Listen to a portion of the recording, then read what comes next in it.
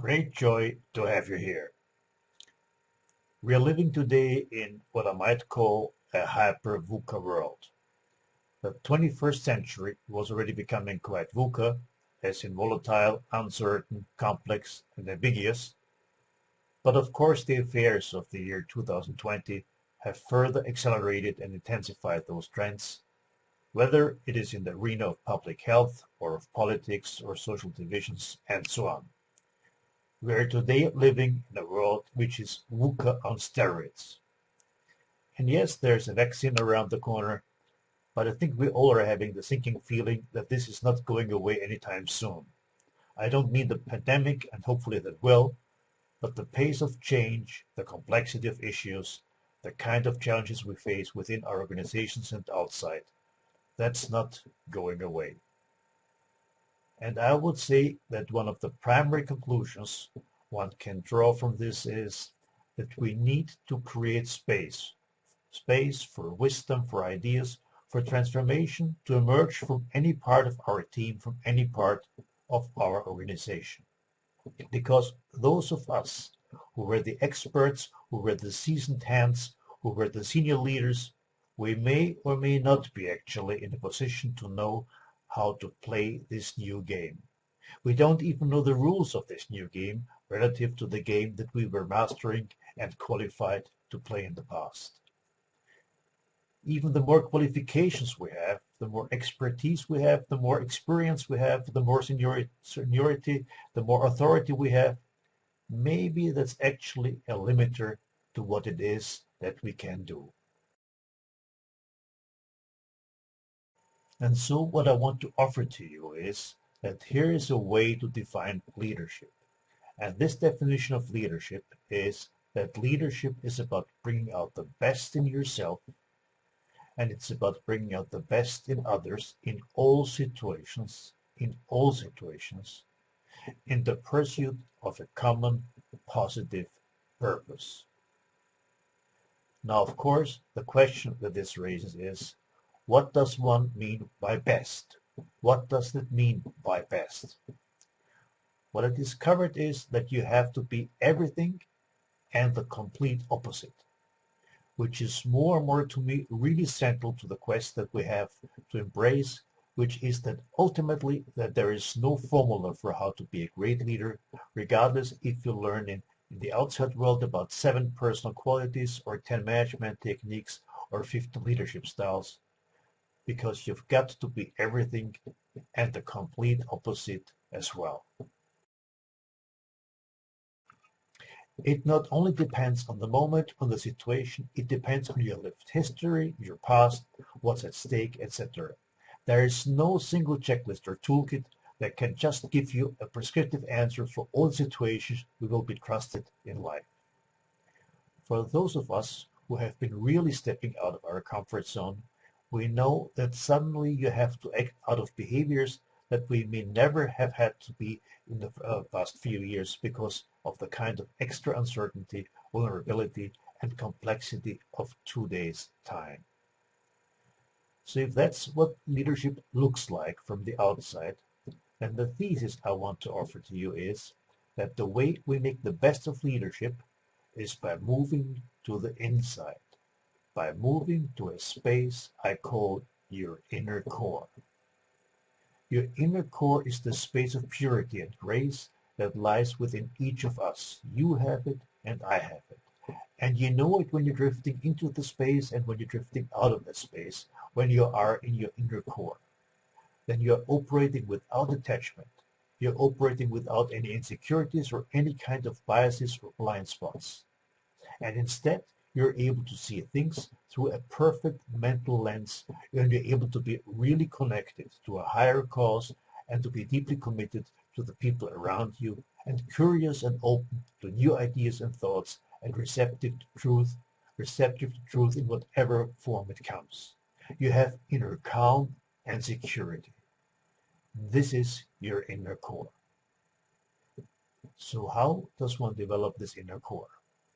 I'm going to offer to you here 5 core energies that will help you get connected to your inner core and to activate that core in everything you do, your personal energies. Why energy? Why leadership and energy? Because just think about it. In the 20th century, what we discovered is that through Einstein, that matter that we see all around us, the things we touch and who we are, that's actually in some ways an illusion. Because behind that matter is energy, condensed energy. And if that is energy, maybe then your leadership as well. That behavior, action, and speech we see in the outside is actually just the activation of energy from the inside. 5 energies. The first of it I call purpose. And purpose is about pursuing a path that is paved with values, and goals are the milestones of purpose-driven path.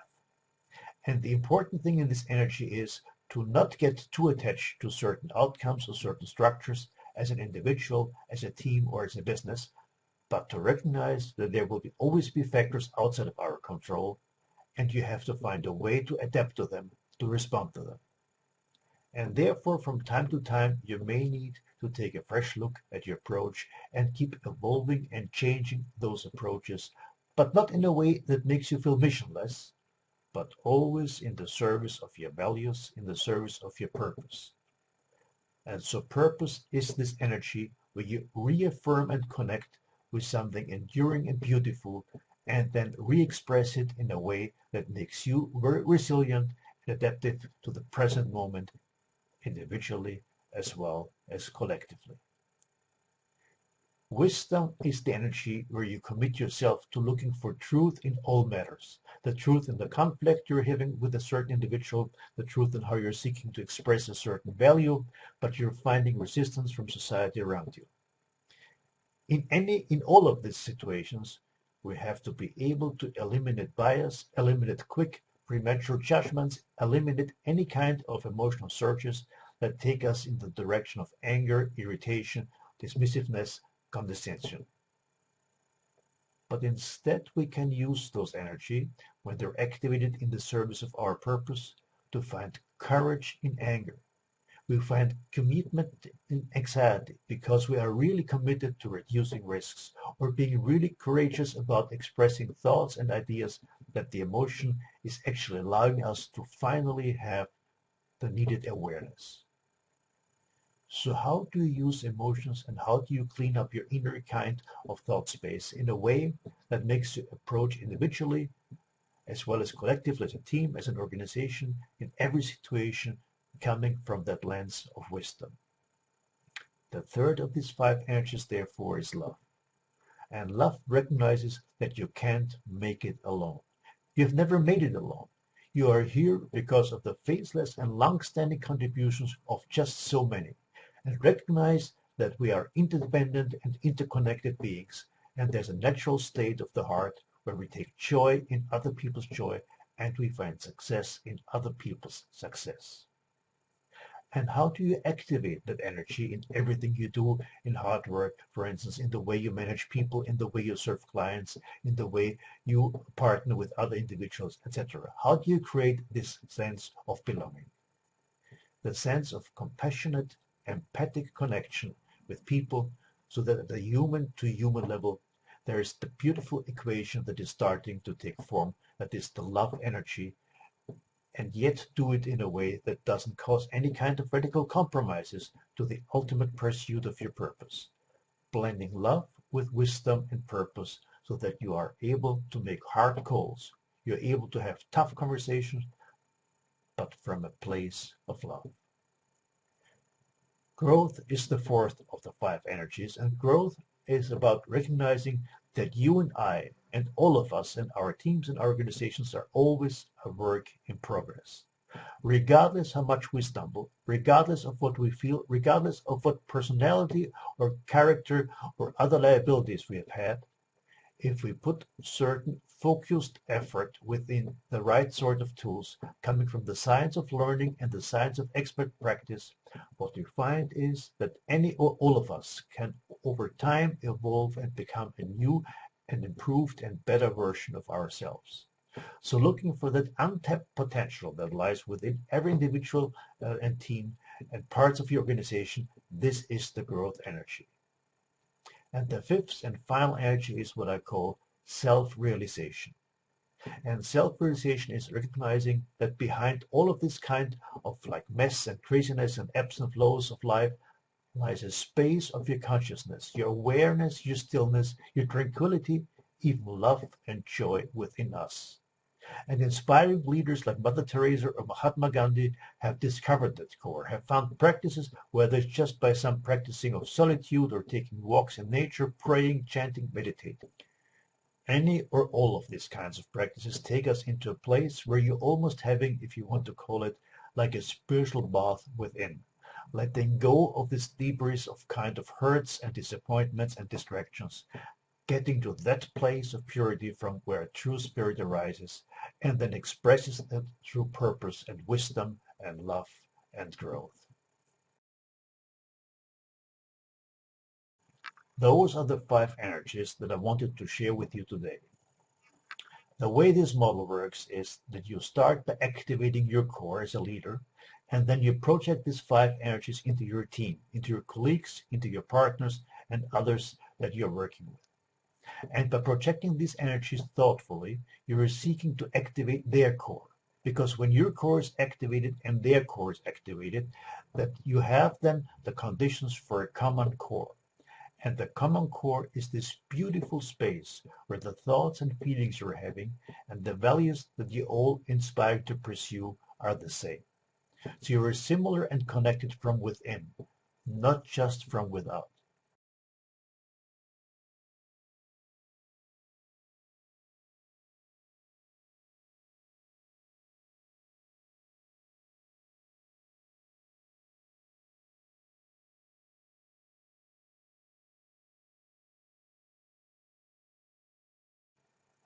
Now, how do you attain this kind of mastery? The traditional way to think about this was to train people in all kinds of leadership programs. And I've been kind of guilty of this myself on a whole range of different kinds of disciplines. Even so, each of these stands separately on their own. And it becomes really overwhelming. It's so hard to be able to play all these games. We have all these toolkits, all these checklists, all these books that we've read on influencing and inspiring and difficult conversation and what have you. And it is still bloody difficult, sometimes even frustrating. And I'm inviting us to consider a different paradigm, a different model for how we should be approaching this game to a much more simpler and authentic focus. And so the approach that I'm going to propose to you is an approach which I've seen from studying the great leaders in history, who, by the way, never went to an executive education program, right? The Gandhis, the Mother Teresas, the Roosevelts, the Abraham Lincolns, the Martin Luther Kings, the Nelson Mandelas, none of them went into an executive education program, to my knowledge. But somehow they simply were able to figure things out. And that comes when you engage in the simplicity of what I call core-based action. The one quality this requires, if we are to shift into that leadership approach, is a special energy. And the one energy, the one quality that is most requires from us is what I would say is humility. Humility to be open to recognizing your gaps, my gaps, and engaging in this new learning in kind of like how we would learn golf or basketball or tennis or any other sport, or playing a musical instrument, starting with the basics and practicing, and improving. So on that note, I'm going to just end with recognizing that this to me is the model that is more authentic, because while it puts the burden on you to make the choices for yourself, it also gives you the energies to deal properly with uncertainties. It is more agile because you can keep flexibility changing which action you pick. And thirdly, it is more attainable because rather than complex, elaborate toolkits and separate toolkits for different kinds of situations and business problems, etc., it's all the same, coming from inside out. They are the prime numbers, and these prime numbers are, very simply put, these simple actions, as long as they are authentically being activated through purpose, wisdom, love, growth, and self-realization from within. Thank you.